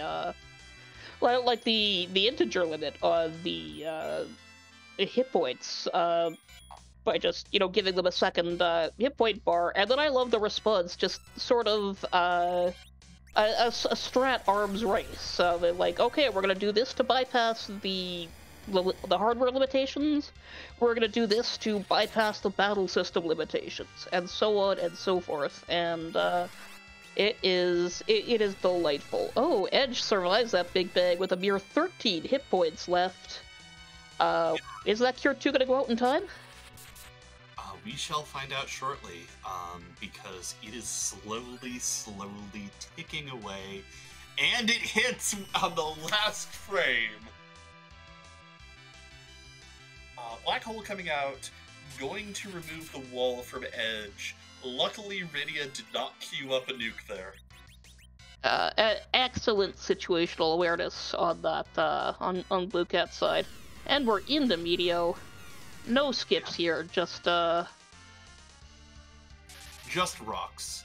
Yes. Gonna take out Edge, but at this point, I think you can eat the counter nuke and just fire off the 2 nukes directly will make it, or a nuke and a white.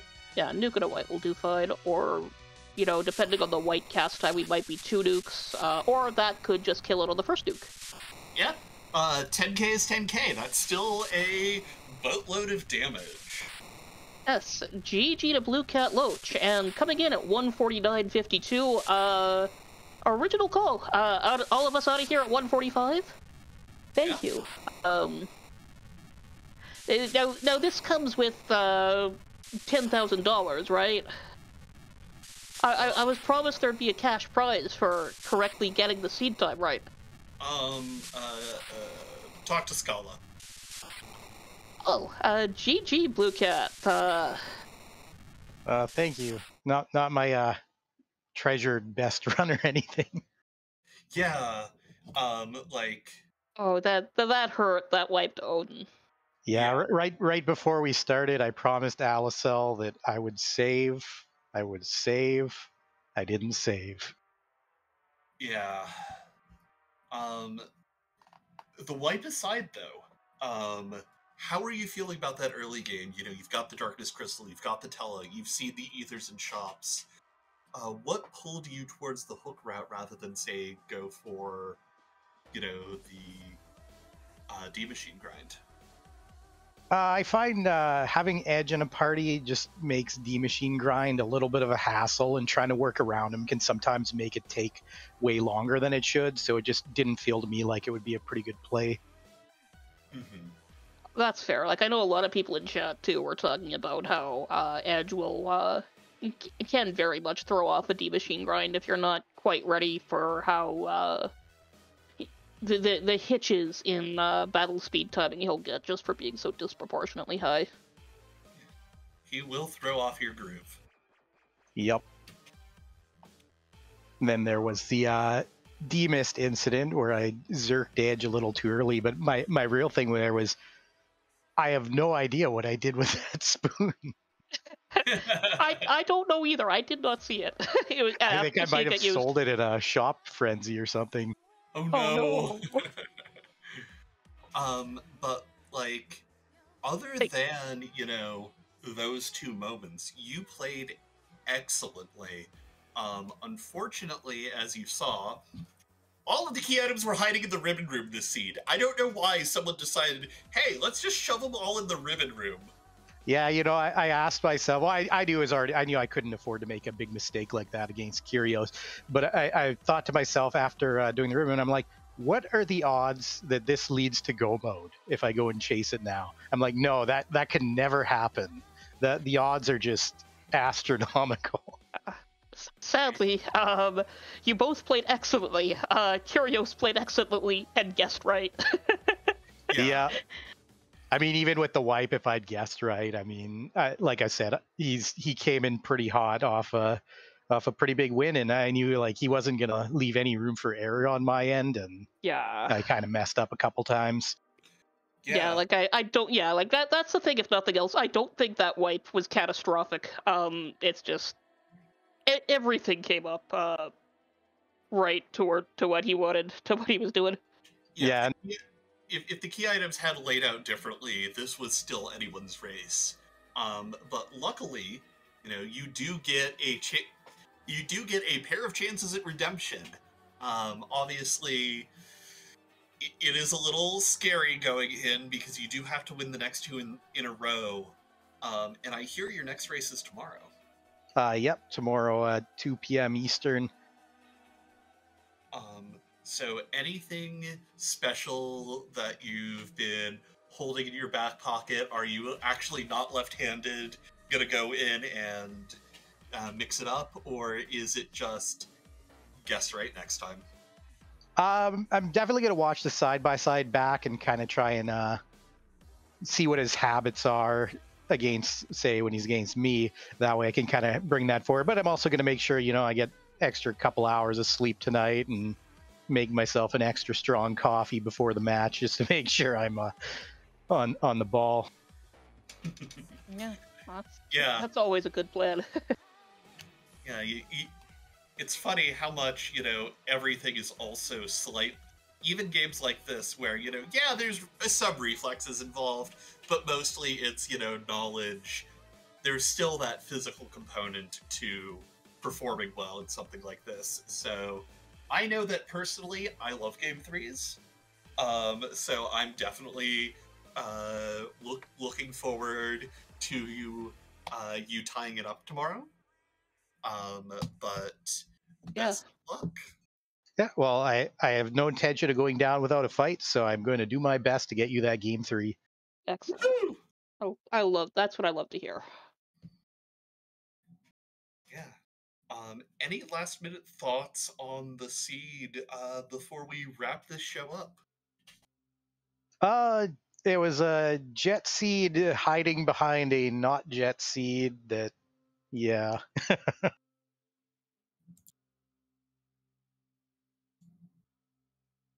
Mm-hmm. That's how it goes. It's the way these flags shake out are wild. It's like the ones you think are going to be fast are never the fast ones, and the ones that look like, oh, this is sending us running around all over, those are the ones where it's all bottlenecked on one thing. Yeah, and I found that out before. Like when you have like 7 objectives and no alternative way to win, there's easily like 20, 30 minutes hitching on 1 or 2 different checks you might make. Yeah, like There was still a lot of key items left, so there was definitely even another rabbit hole out there to fall down. yeah, like there is a world where a runner of this race sees that Golbez and goes, oh, nobody's gonna fight that Golbez. I'm gonna do that, and then gets rabbit holed down Twin Harp. Yep. Yeah. But a race well fought, and I look forward to seeing what you pull out next seed. Yeah, very much looking forward to tomorrow's races. So good luck. Thank you very much. But now, for now, friends, it is also time for us to bid you farewell. We'll be going over to the other Free Enterprise channel, Free Enterprise 2, for the other Adamant Cup race that is happening tonight, Martin versus Night Dew. Do not spoil that race, or I will hide all of your key items in the last place you want to look. But after that, I'm not looking anymore. Yes, but your opponent went there first. Okay, fair. There are 2 non-restreamed races tonight as well. I haven't been paying super close attention to those. But fortunately, they're also having their game 2s tomorrow, and instead they're going to be playing, while these guys are not restreamed, because it looks like restreams just dropped. So, tomorrow at 9 o'clock Eastern, we're going to have Morpheus versus Infinius at, again, 9 o'clock Eastern on Free Enterprise, and at 10 for Gale Swift versus Simbu on Free Enterprise 2. Yeah. Again, another pair of extremely excellent Free Enterprise play from, let's face it, the 16 of the best runners that this community has to offer. There are way more than 16 really good runners. These are just the 16 who made it this far. Yeah. The 16 best runners of this flag set, all playing for us to watch. Yeah. So I look forward to seeing each and every one of you out here tomorrow night for these fantastic races. But for now, good night, everyone. Rest well.